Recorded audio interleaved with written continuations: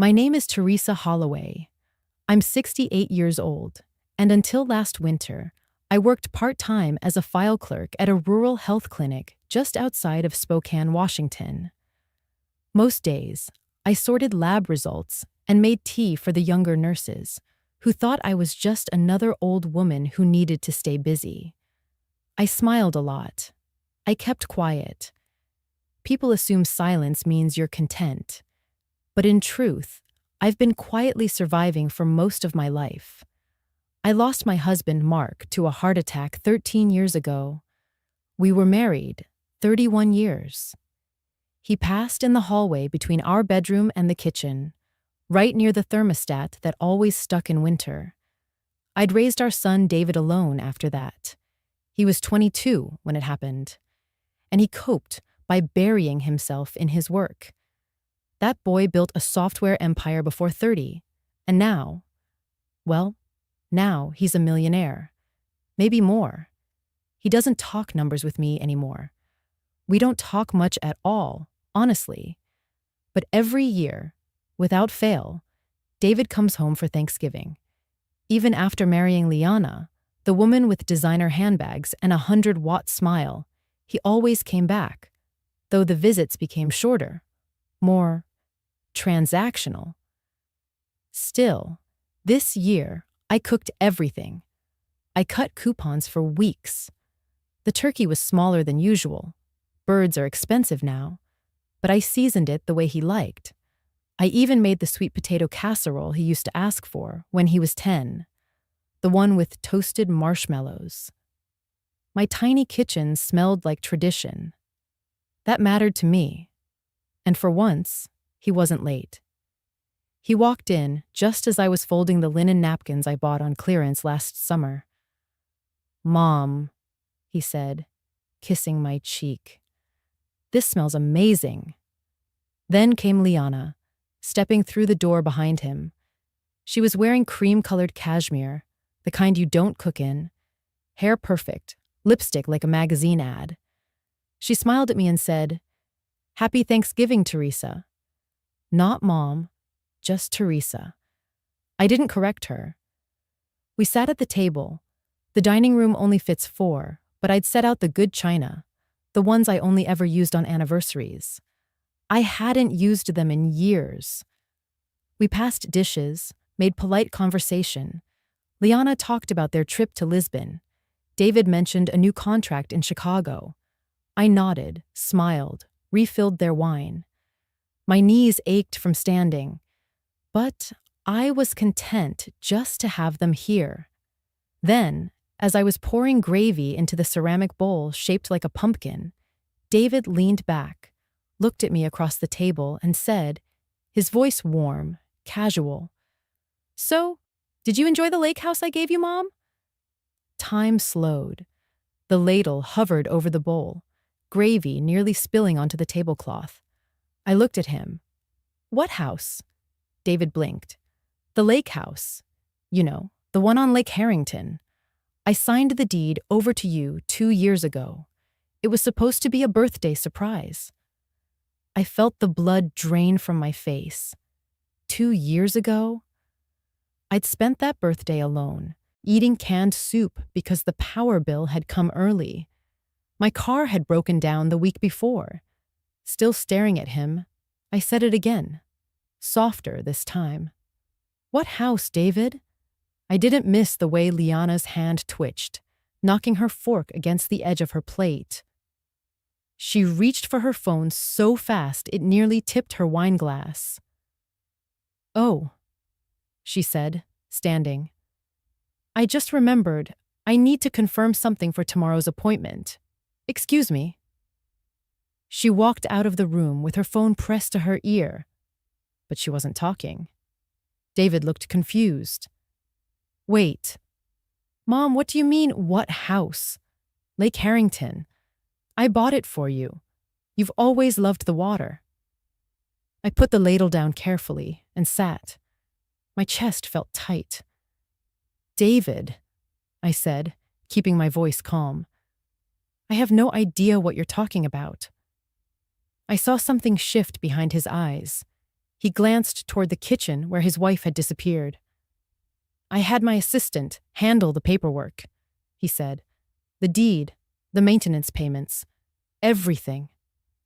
I just stared at him. I never got a deed. I never got anything. The room fell silent. Tension thickened like the gravy cooling in the bowl. Then he stood.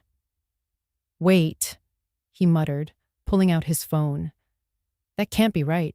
I've been sending money every month." I didn't say anything. My eyes were fixed on the kitchen doorway. David looked at me again. $1,500 every month for 2 years. You haven't been getting it?" I shook my head once. I wasn't breathing properly. I wanted to scream, to cry, to accuse. But instead, I reached behind me and pulled something from the shelf. A small ceramic teacup, white, with a navy blue rim, cracked, glued back once, a long time ago. A gift from David when he was 8. It said in childish handwriting, "Best mom ever." I set it down in front of him. "You gave me this when you had nothing but allowance money. You meant it then." I looked at him, not angry, just steady. "You say you gave me a house, but I never got it. And now, I think I know why." That was the moment Liana walked back in. Her phone was still in her hand, but her face was pale. The mask she always wore, flawless, composed, was slipping. Finally. And David was about to see the truth. I became a widow when I was 43. Mark didn't leave a lot behind. A few savings, some tools, his watch, and a garage full of half-finished projects. He died on a cold Tuesday morning in March. Fell over in the backyard while changing the spark plugs in our old Ford. David was a sophomore at WSU then, studying pre-med. I remember the call like it was yesterday. I didn't cry in front of him. I just packed up the casserole from the oven, drove to campus, and sat beside my son in silence. After the funeral, David said he'd drop out. Said he'd work full-time, help me pay the mortgage. I told him no. I told him, "You'll keep going. I'll figure the rest out." And I did. I took a job at the school district office during the day and cleaned exam rooms at the urgent care center by night. I cut coupons so tight the ink rubbed off on my fingers. I washed and reused foil. I made ends meet. Barely. I packed David's lunches in old dish towels because I couldn't afford those plastic boxes all the other mothers were using. I folded each one carefully. Rice, boiled eggs, a little soy sauce chicken. He said the towel smelled like home. I liked that. We couldn't afford heat some months, so I'd let him sleep on the sofa where it was warmest and stack books around the edges to trap the warmth. When he got sick during finals, I made ginger tea and wrapped his feet in hot towels. I gave him everything.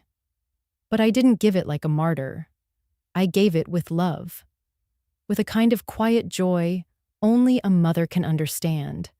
I remember once, he was 11, and I was washing dishes late at night. He came up behind me, wrapped his arms around my waist, and said, "When I grow up, I'm going to buy you a house by the lake, Mama. One with a porch and a rocking chair, so you don't ever have to do dishes again."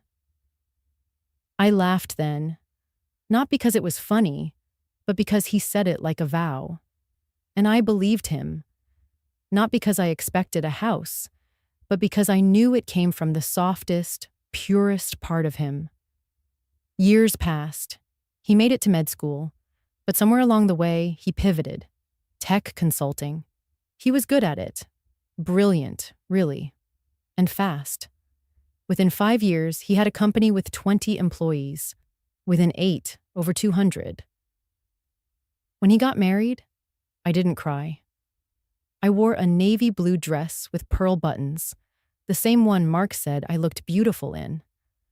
I stood in the second row, just behind the photographers. Liana was beautiful. I'll never deny that. a vision in white silk. She told me once that I reminded her of her grandmother, the tough but gentle type. I liked her at first, but after the wedding, things changed. David visited less. He said it was just business, new acquisitions, bigger clients. Liana always sent flowers on birthdays, bouquets so large they barely fit through my door. But the card never said love, just warm wishes from Liana and David. It's strange how you can feel a distance widen without anyone saying a word. It wasn't the lack of calls or the quiet holidays. It was the way they never asked. Never asked if the roof still leaked in the guest room. Never asked if the heater worked in winter. Never asked if I had enough to cover my prescriptions after the copay changes. There's a crack above the kitchen sink. A rain stain that looks like a map of a country no one's discovered. I look at it sometimes, tracing the edges with my eyes while waiting for the kettle to boil. That's where the wind whistles through in January. But I don't patch it anymore. Not because I've given up, but because it's familiar now. Like silence. Like being forgotten politely. Like the ache that sits in your chest when you realize you raised someone to be successful, and they succeeded in forgetting who they started with. But I didn't complain. I never picked up the phone to ask for help, because I remembered that little boy who once promised me a porch and a rocking chair. And somehow, I believed he hadn't changed. Not completely. I held on to that memory like a photograph I couldn't bear to fold. So when he said, "Did you enjoy the lake house I gave you?" I wasn't just hearing a lie. I was hearing the echo of a promise, twisted into something I didn't recognize. And in that moment, with the steam from the gravy still rising between us, I felt something inside me begin to unravel. But not in anger, in grief. Quiet, slow, private grief. For a bond I thought could never be undone. Because once, I was his whole world. I was his first home. And now, he thought I lived in a house by the lake that I'd never seen. David was still standing. His brow furrowed now. The confident calm he carried into every business deal was beginning to slip. I had it transferred into your name, he said again, as if repetition could make it more true. Lake Harrington, the white cottage with blue shutters. You always said you loved that lake. I stared at him. My hands were trembling beneath the tablecloth. No one told me about a house, David, I said slowly. I'm still living in the same duplex I've rented for the past 15 years. He looked at me, waiting for the punchline. But I had none. I mean, you didn't move in? No, I said. I've never even been to Lake Harrington. I didn't even know you bought property there. He looked genuinely confused, not defensive, not angry, just baffled. From across the table, Liana reached for her wine glass, her fingers clumsy on the stem. The ice in her posture was starting to melt. Her eyes darted toward the kitchen, as if considering another quick escape. She didn't say a word. She didn't need to. Not yet. I don't understand, David said, his voice growing quiet. I gave my assistant all the instructions. You were supposed to get the deed, the maintenance checks, everything. The what? I asked, though my throat was tight. $1,500 a month, he said, blinking. I've been sending it for 2 years. For maintenance, groceries, property taxes, just living expenses. I wanted you to be comfortable. I nearly dropped my spoon. $1,500 a month for 2 years. I had been living off instant oatmeal and dollar store aspirin.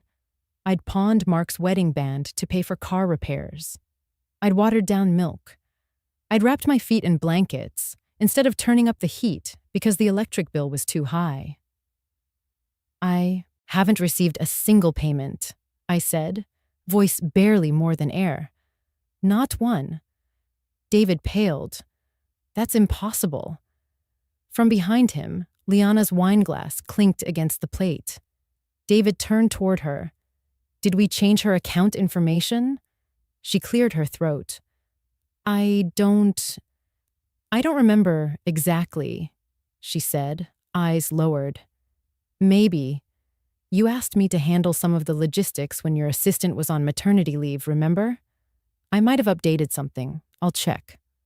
Her tone was cool, but her hand was shaking. That's when David pulled out his phone. Let me call Elise, he muttered. She'll know. The tension in the room dropped several degrees. Even the air around us felt colder. I watched Liana's jaw tighten. David paced a few feet away, phone to his ear. Hey, Elise, sorry to bother you on a holiday. I need you to pull up the file for the Lake Harrington property, the one I bought for my mother 2 years ago. He paused, listening. Yeah, that one. Can you confirm the deed transfer date and where we sent it? His eyes flicked up to me as he listened. Then came the next question. And the monthly payments? Can you check the account number we used? Liana stood abruptly. I'm going to check on the pie, she said too loudly. I think it's burning. I watched her walk quickly to the kitchen, heels clicking on the old tile, and disappear behind the door. David frowned. Can you say that again? He asked into the phone. Yes, that's my mom's full name, Teresa Louise Holloway. He paused. That's not her address, he said flatly. I swallowed hard. And that's not her bank account number either. He looked at me, then toward the kitchen, where silence now hovered like smoke. Elise, he said carefully. Who gave you that information? Another pause. My wife? His voice cracked just slightly on the second word. The clatter of a pie dish hitting the counter echoed from the other room. David lowered the phone slowly, his face ashen. I think we've got a problem, he said. But I already knew. I knew from the way Liana's voice was no longer sweet. I knew from the way she avoided my eyes during dinner. And I knew from the deep, quiet ache inside my chest. That ache that comes when something you've long suspected finally puts on a name tag and introduces itself as truth. I pushed my chair back. I stood. And I walked into the kitchen. She was standing there, still as glass, hands braced on either side of the pie tin, like it could save her. I spoke quietly. Where's my house? Liana? She looked up at me, eyes wide. And for the first time in 3 years, she had nothing to say. David followed me into the kitchen, his phone still pressed to his chest, as if clutching it might shield him from the truth unraveling around us. Liana straightened her back. She wore the expression of someone trying to remember a script, but the lines had vanished. Her hands moved to the edge of the countertop, gripping it like a lifeboat.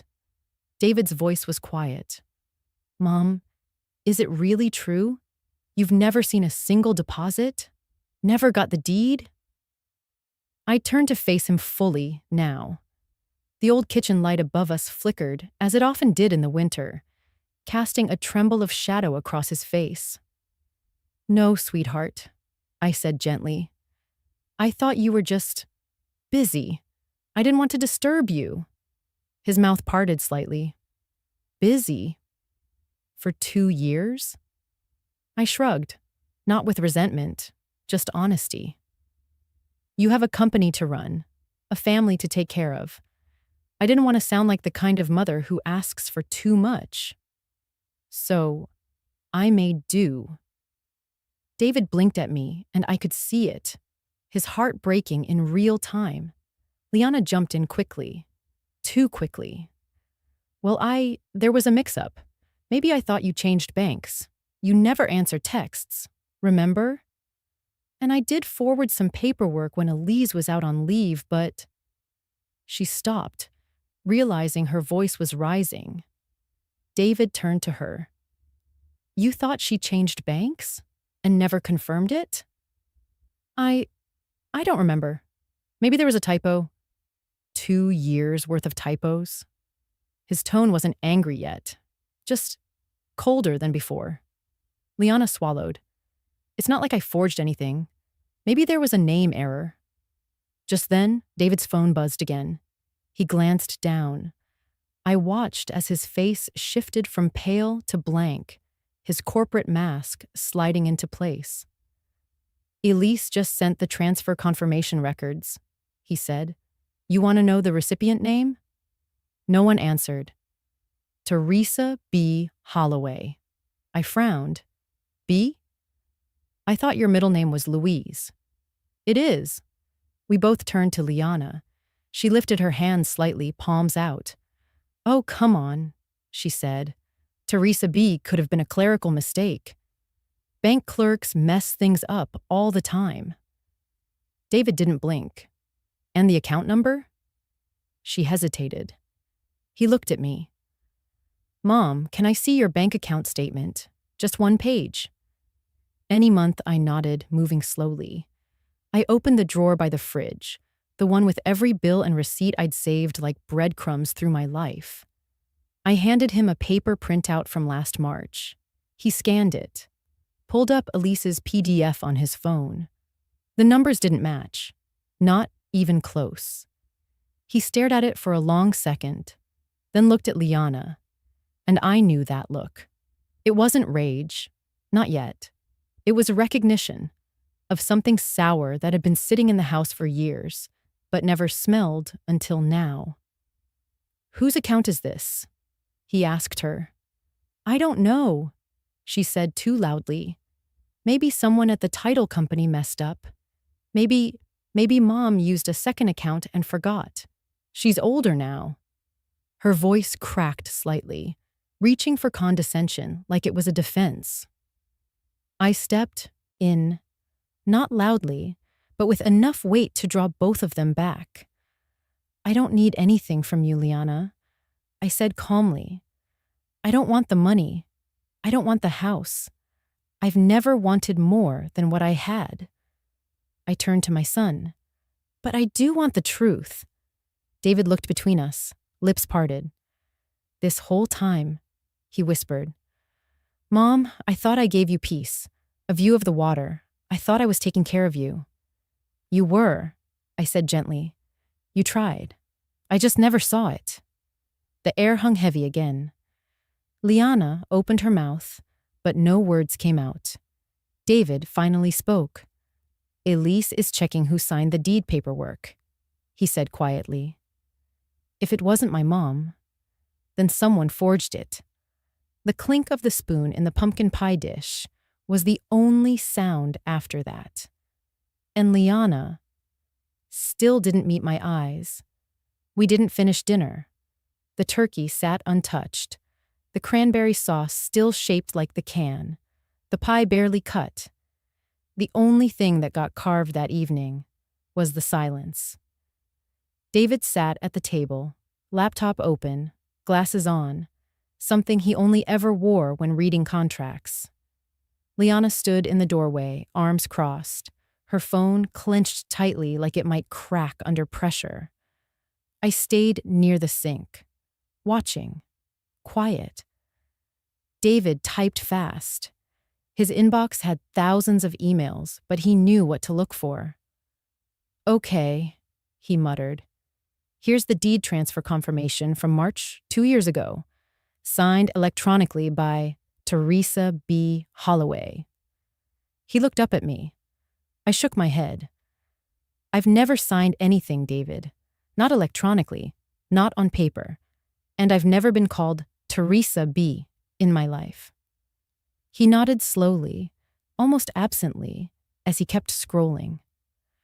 Monthly payments started the same week, March 14th. $1,500 to account ending in 2481. Set up as a recurring transfer. I walked toward the table.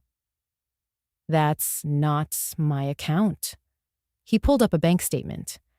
It says the mailing address for the recipient is 117 Maple Street, Unit 4B. I froze. Maple Street? I repeated. That's on the other side of town. I've never lived there. David tapped the screen. It's listed on all the forms as your updated residence. Even has your name on the mailbox photo, attached by the notary. Liana was breathing harder now. She tried to move around the table. Maybe that's a clerical thing. Maybe the title company confused two Teresas. David didn't answer her. Instead, he opened a second tab. Pulled up the PDF Elise had just sent. These are all 24 payments, $1,500 a month. That's $36,000 total. He clicked the final one, dated last month. Still going strong, still going to the same account. His face was unreadable now. Corporate David had returned. Cold, methodical, detached. But I saw the twitch in his jaw, the tension in his knuckles as he gripped the mouse. I stepped closer and laid a hand, gently, on his shoulder. Stop for a moment, David. He paused, looked up. I don't need the money, I said softly. You've always given me more than enough. You gave me your childhood, your trust. That was enough for me. He blinked fast, swallowed hard. But this, I continued, this is something else. This isn't about money. He nodded, wordlessly. I turned to Liana, who stood with her arms tight across her chest. I'm not accusing, I said gently. But the truth, whatever it is, will come. Because numbers don't lie. People can... But numbers always tell their story eventually. Her face was pale. And suddenly, I remembered something Mark once told me, just after we moved into our old house. We were sitting on the porch. The sun was setting, and he was holding a mug of black coffee. Trust, he said, is the most expensive thing you'll ever give someone, and the hardest thing to ask back once they've spent it wrong.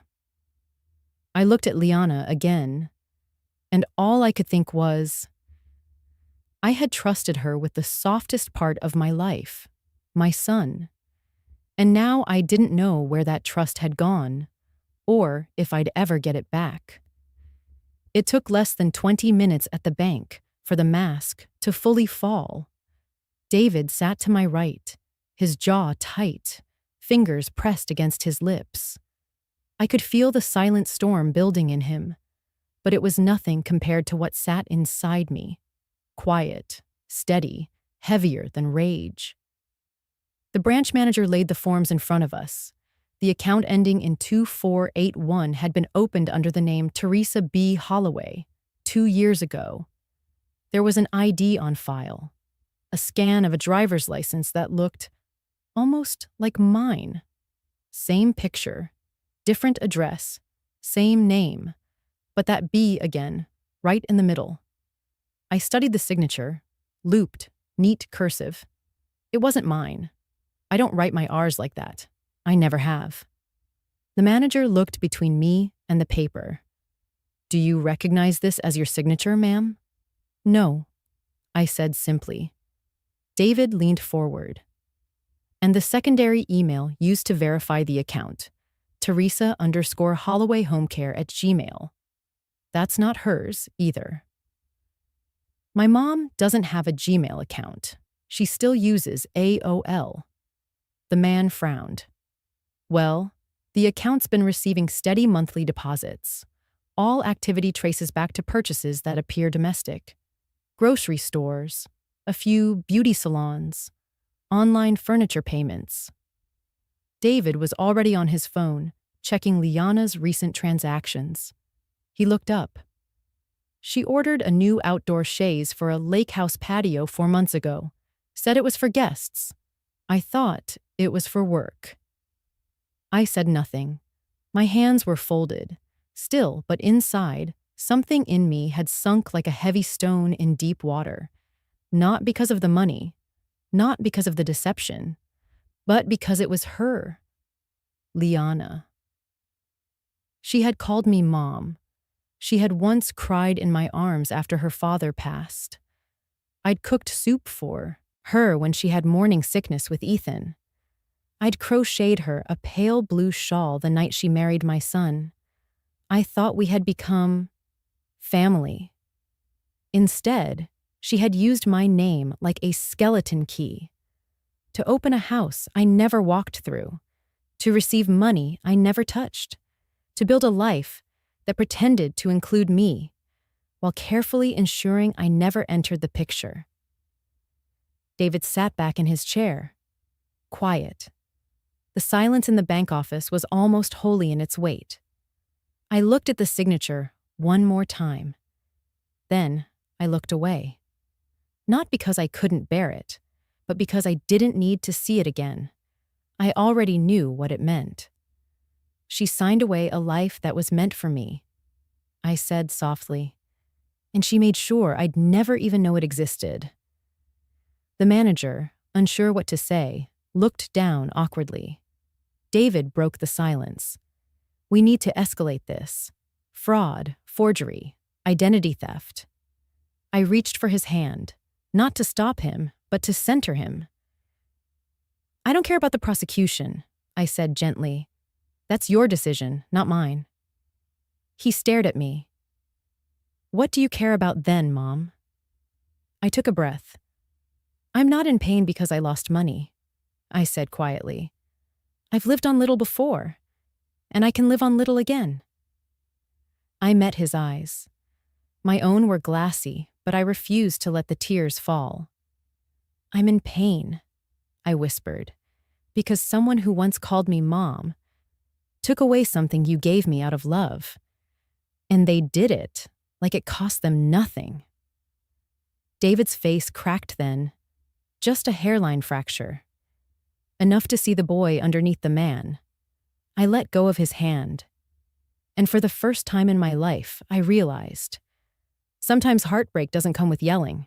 Sometimes it just signs your name where it doesn't belong and walks away with the life you never even got to live. We were back at the house before dinner had even gone cold. But the warmth was gone. From the food, from the walls, from the air between us. David sat across from Liana, arms folded, expression unreadable. Not cold, not yet, but something had shut off behind his eyes, like someone had flipped a switch and drained the light. Liana was pacing in the living room, her voice thinner than I'd ever heard it. She kept glancing at me. But I didn't speak. David did. Just one question. Low. Why? She stopped pacing, turned slowly. Her lip trembled. And then finally, she cried. Not the dignified kind. Not the kind meant for sympathy. It was messy. Raw. A child's sob from inside an adult's face. I didn't mean for it to get this far, she said through broken breaths. I panicked. My parents, my mom, she got cancer, and Dad's insurance lapsed, and the hospital bills came in like waves. And we were going to lose their house. They've lived there for 40 years, David. 40. He blinked, unmoving.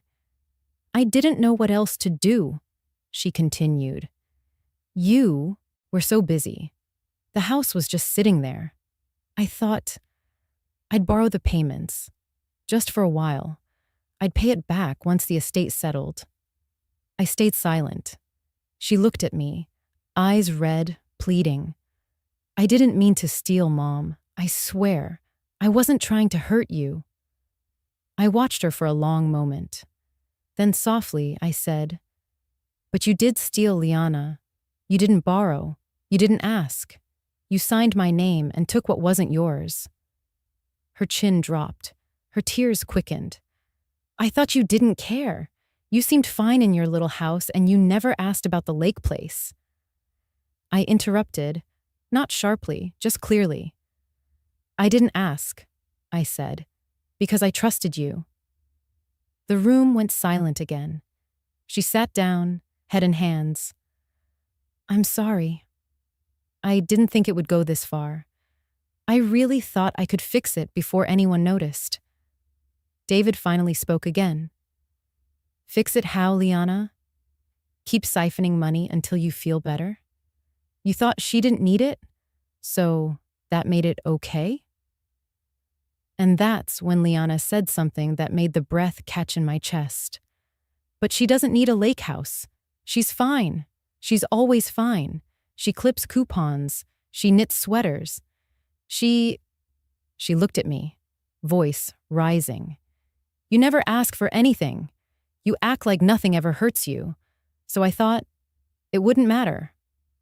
For the first time that night, I felt something rise in me. Not anger, not grief, something harder to name. I stood, walked to the edge of the room, and then, without looking back, I said, yes, I live simply.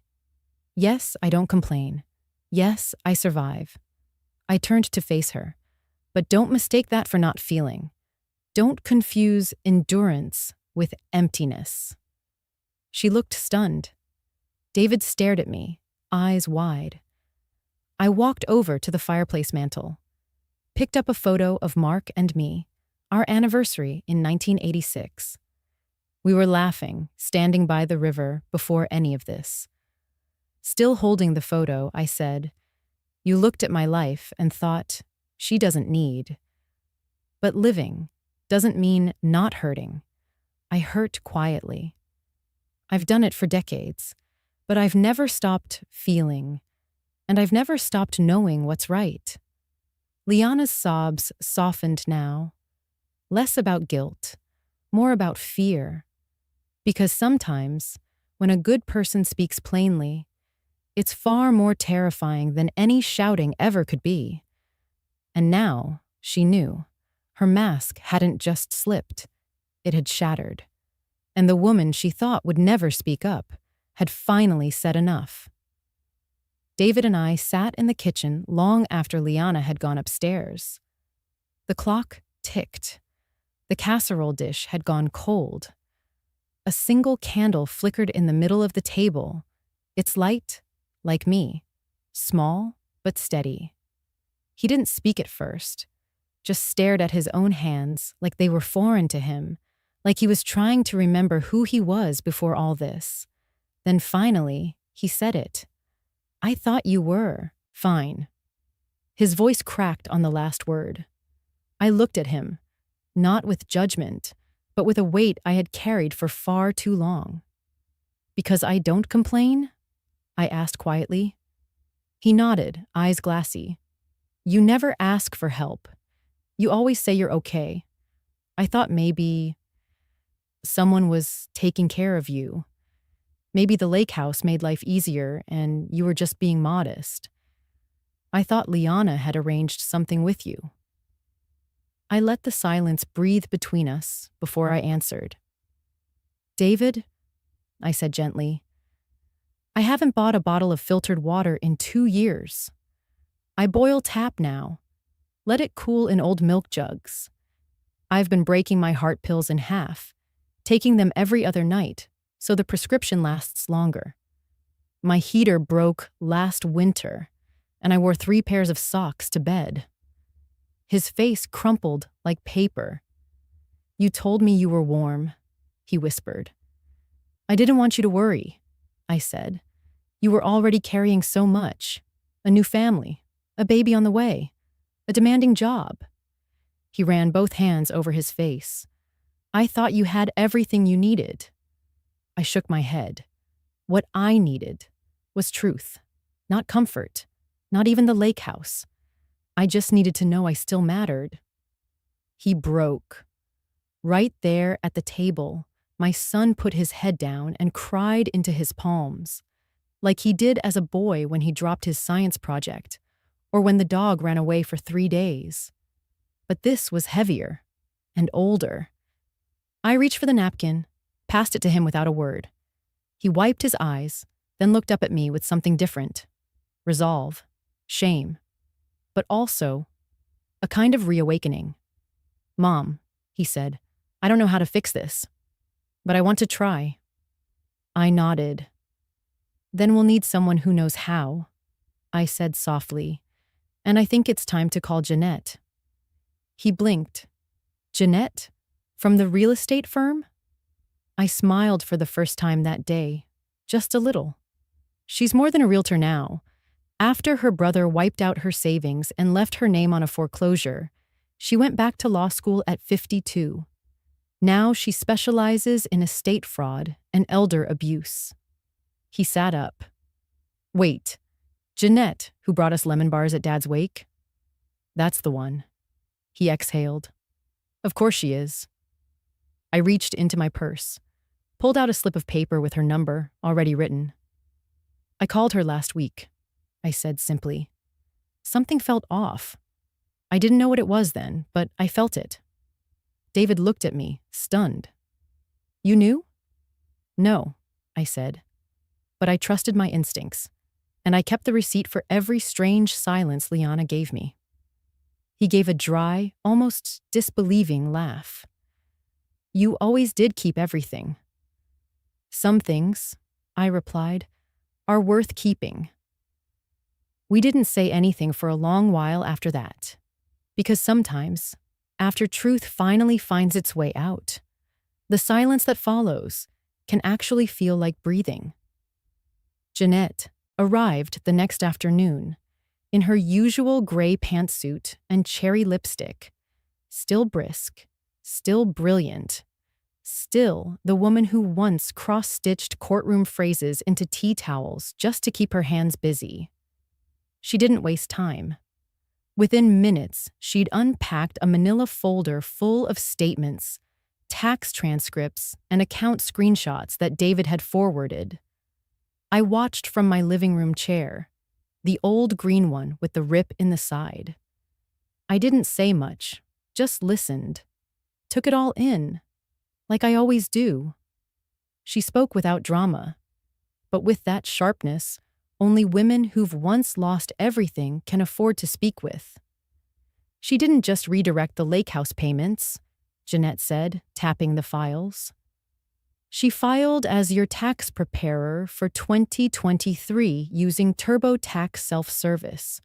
She claimed a disability credit in your name and directed the refund, $6,137, to a Wells Fargo account ending in 4228. David cursed under his breath. Jeanette didn't flinch. That account belongs to Liana. I stayed still. She also opened a City Platinum rewards card in your name 18 months ago, Jeanette added, charging over $4,000 at 2 designer furniture stores and a luxury bedding outlet, mostly deliveries to the lake house. David blinked.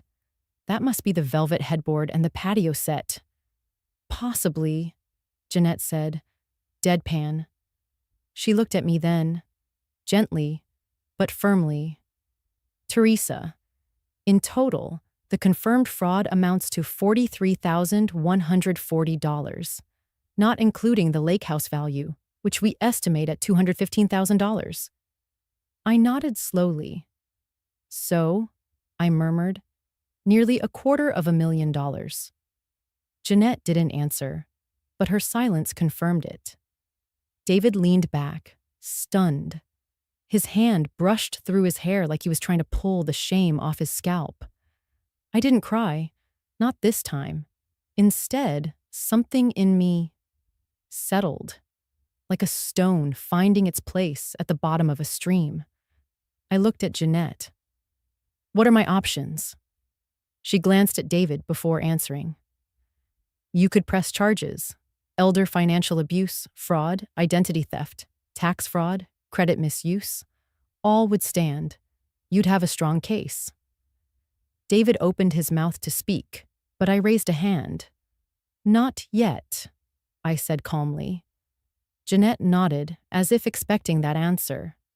Then, she said, you can also file a civil claim, reclaim the title to the lake house, freeze the fraudulent card, file with the IRS to reverse the false tax return.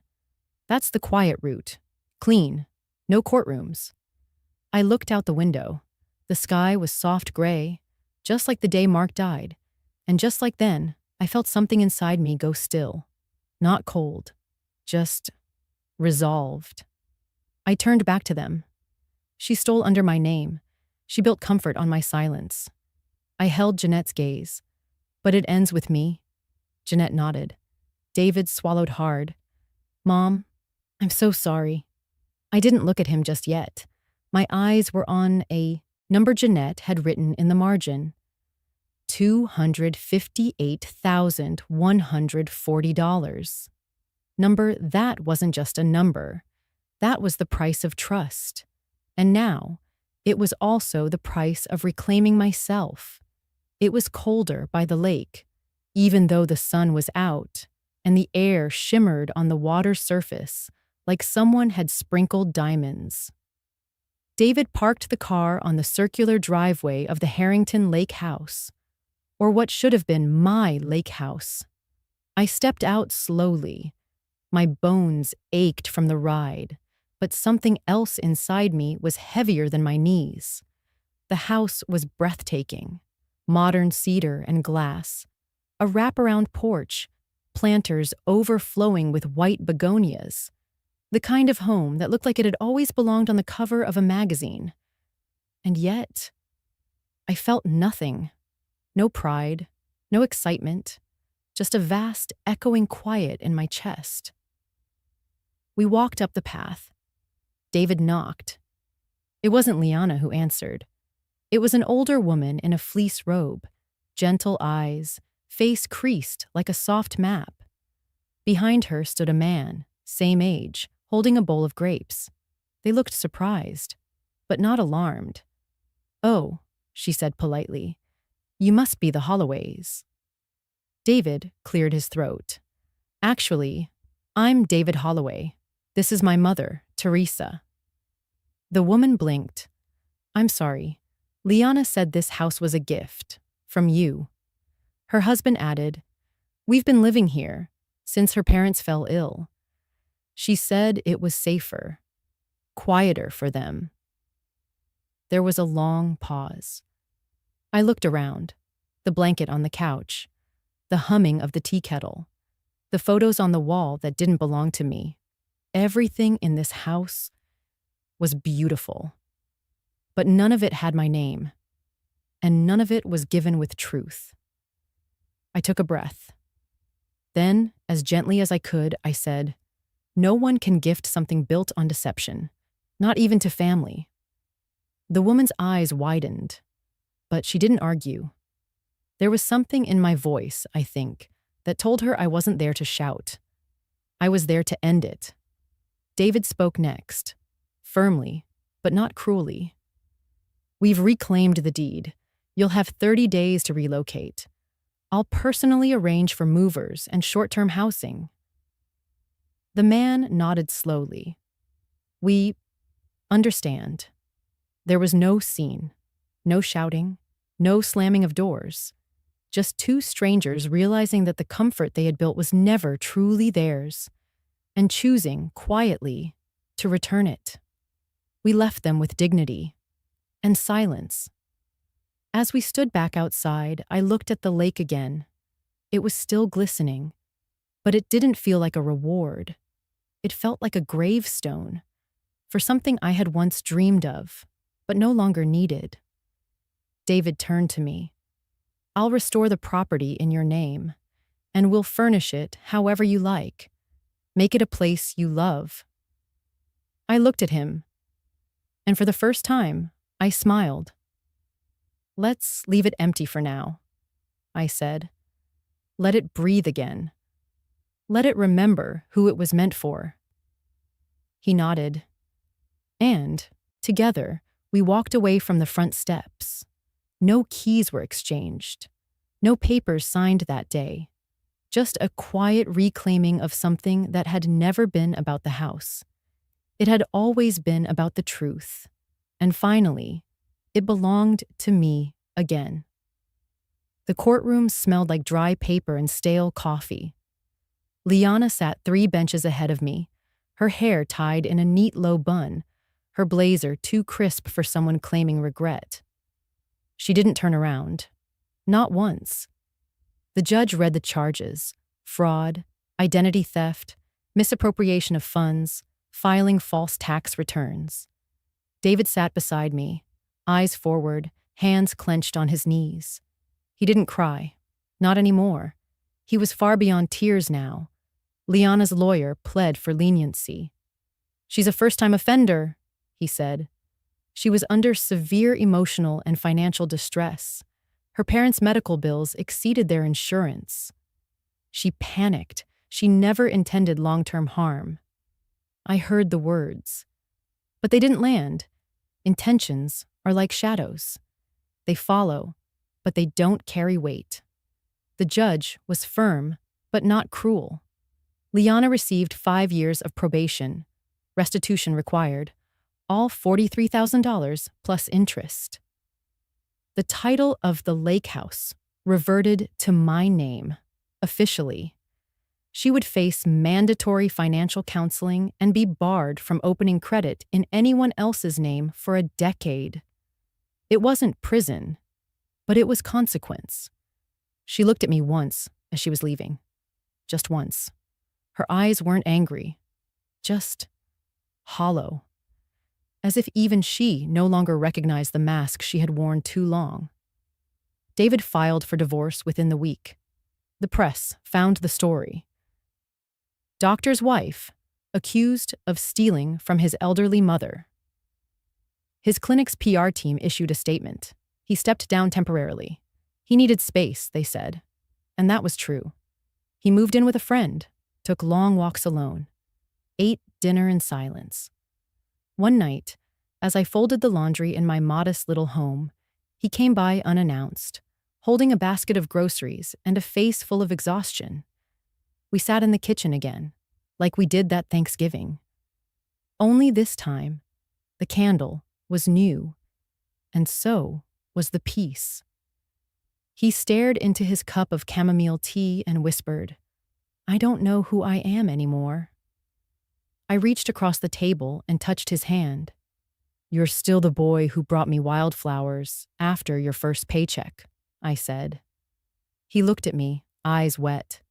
"You're still the man who built his life trying to honor his father." "But I let it happen, Mom. I let her do this to you." "No," I said firmly, yet softly. "You trusted. That's not the crime. That's human." He shook his head. But I stopped him with a glance. "Trusting wasn't your mistake, David. Choosing the wrong person was." He blinked, the truth landing slowly. "And what does that make me?" I smiled, not because it was funny, but because it was healing. "It makes you, like all of us, trying, failing, learning, and still capable of better." The kettle hissed softly behind me, and for the first time in months, my son took a sip of tea, without guilt curdling the flavor. There were no fireworks, no grand apology tour, just this, a son sitting with his mother. Still bruised, but honest. Still hurting, but here. And sometimes being here, with open eyes and open hands, is the beginning of everything worth keeping. I moved into the lake house on the first day of spring. The morning air was crisp, but not cruel, and the lake shimmered like it had been waiting to exhale. There were no grand moving trucks, no fanfare, just me, and a single suitcase. I unpacked slowly, not because I had so much, but because I had enough. The lake house didn't feel like a reward. It felt like a return. Not just to a place, but to a version of myself I had misplaced. That first morning, I brewed a pot of jasmine tea. Steam curled into the air like memory. I sat by the window in the sunroom, a thick knitted shawl over my shoulders. The lake looked peaceful, not flawless, but steady. In my hand was the same ceramic teacup I had always used, white porcelain with a faded blue rim, and that hairline crack near the base, the one David had once dropped when he was 7. For years, I kept it hidden at the back of the cupboard. Not broken, just ashamed of its flaw. But on moving day, David brought it to me, carefully wrapped, and when I unwrapped it, I saw he had painted the crack with gold. "It's called kintsugi," he said softly, "the Japanese art of repairing with gold. The break becomes part of the beauty." I held the cup that morning, now lined with shimmering veins. It didn't just hold tea. It held every word I hadn't said, every birthday I'd smiled through, every night I'd skipped dinner so he could eat meat instead of noodles. Now I drank slowly, and not out of need, but out of peace. David visited often, not out of guilt anymore, but from a longing to rebuild without performance. He fixed the old swing outside, painted the porch railings, and every Sunday brought me lilies from the farmer's market. One afternoon, while we watched a bird land near the dock, he said, "You're different now." I smiled without turning my head. "No, son," I said. "I'm just visible again." He sat back, thoughtful. "You never used to speak up like this." "I did," I said. "You just weren't listening." He winced, but then nodded. "I'm listening now." And that was enough, because I wasn't asking for restitution anymore. I wasn't holding out my hands, waiting for what was owed. I had stood up. I had claimed my name, my worth, my space. And every morning, as I held that golden-lined teacup, I repeated a single line in my head like a prayer. I don't need anything. I just need the truth. That was always what I wanted. Not luxury, not pity, just to be seen. And now I saw myself. And that, I had learned, was the truest form of coming home. I never asked David to visit, but every Sunday, just before the sun dipped below the pine trees, his car would pull into the driveway. Sometimes he brought groceries, sometimes a new mystery novel from the library, sometimes just himself. And that was more than enough. We'd sit on the porch, eat soup, and talk like two people learning to speak the same language again. But one evening, he came with someone else. She was tall, with quiet eyes and a firm handshake. Her name was Eleanor. "Forensic accountant," David said with a sheepish grin. "Specializes in white-collar investigations." I thought that was poetic. I smiled, not because it was a joke, but because for the first time in a long time, he wasn't choosing someone based on charm or performance. He was choosing based on truth. Eleanor wasn't loud. She wasn't trying to win me over. She asked if she could help with the dishes. She asked about the lake. She asked how I liked my tea. She didn't pry. And I noticed how David looked at her, not like someone searching for validation, but like someone relieved to finally breathe normally. Later that evening, after she left, David and I sat quietly by the fire. He poked the embers with the iron rod. "She doesn't remind me of Liana," he said, almost in a whisper. I nodded. "She shouldn't." He looked at me. "She doesn't remind me of you, either." I looked at him fully then. "That's good," I said gently, "because you don't need someone who's like me. You need someone who helps you not become the man who was lied to." He blinked, like something in him had settled. "I call her every night," he admitted. I smiled again. "And you never used to call anyone." He shrugged. "I used to think calling meant you were weak. Now I think maybe it means you've survived." We didn't toast to that. We didn't need to.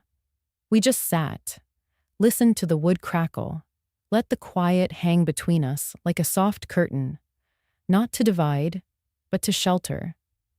That night, as he drove away, I watched his headlights disappear down the gravel road. And for the first time in years, I realized the light outside my house wasn't the only thing that had returned. My son, the boy who once promised me a house by the lake, was becoming the man who could finally come home. I could have gone back to work. The clinic near the town center still had my desk. They offered a part-time schedule, said the seniors missed my energy, but I declined, gently, firmly. I no longer needed to fill my days with usefulness to feel worthy. Instead, I started something different. Every Tuesday and Thursday, I hosted a writing circle at the community library. We didn't call it therapy, but in some ways, it was. 5, sometimes 7. Older women, widows, divorcees, forgotten aunts, gathered around a round oak table and wrote about gardens, about war, about the time their sister stole their first love. We laughed a lot more than you'd expect, and cried less than we probably should have. I didn't call myself a teacher, but they started calling me Coach T, and that made me smile in a way I hadn't since David was in grade school. One afternoon after class, I sat by the lake, the journal in my lap open to a clean page. I didn't write about Liana, not anymore. She never apologized, not truly. She sent a letter once, typed cold, legal sounding. I hope one day you can find peace in your heart. I didn't reply, because peace was not something she had the power to give. And forgiveness wasn't for her, it was for me. I had spent so long waiting for an apology I could believe in. But then I realized, forgiveness isn't something you hand to someone like a certificate. It's a door you close, softly, but fully. And that day, sitting by the water, I closed it. Not with malice, but with mercy for myself. I don't need her to understand the damage she caused. I understand it, and I lived through it. So I folded the letter, placed it in the back of my journal, not as a keepsake, but as proof that I had survived it without needing permission to move on. I poured a cup of tea into my cracked gold-lined cup, felt the steam warm my face. I breathed in and out. I was still here, older, wiser, softer in some places, sharper in others. I was not waiting for anyone to give me a place in their world anymore, because I had become a world of my own. And in that world, I was not just someone's mother or someone's mistake. I was home, to myself.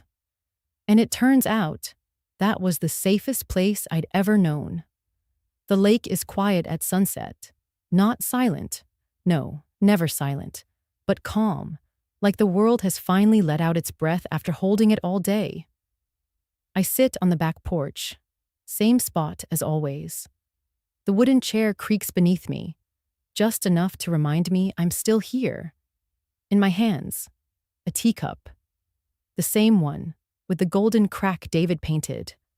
The same cup that once held tears, now holds nothing but warmth. I pour myself a fresh cup, not because I'm sad, but because this ritual, has become my definition of peace. People think healing is loud, that it looks like slamming doors or courtrooms or winning something in front of a crowd. But for me, it looked like this. A woman on a porch, alone, but not lonely, sipping tea from a cup that has been broken and made beautiful again. I've thought a lot about forgiveness. It's not a straight line. It doesn't come with a manual, and it certainly doesn't mean pretending nothing happened.